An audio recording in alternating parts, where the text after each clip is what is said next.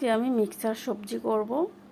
এই যে মিক্সার সবজির জন্য কড়াইয়ে বসাই দিয়ে পেঁয়াজ আর কাঁচামরিচ ভেজে নিচ্ছি।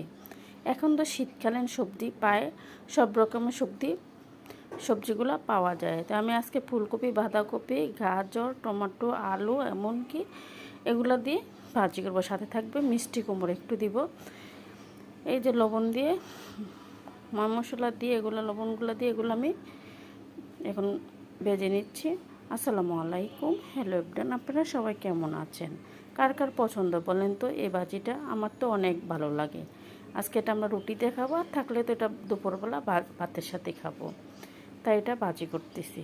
এখন এই সবজিগুলো স্বাস্থ্যের জন্য ভালো, কেন কোনো শীতকালীন সবজি আমার থেকে অনেক সবচেয়ে বেশি পছন্দ।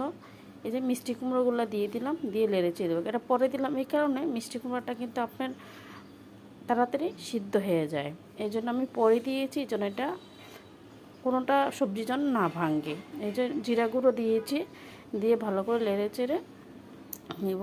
এই যে দেখেন পাটার লোক দেখতে কেমন আছে।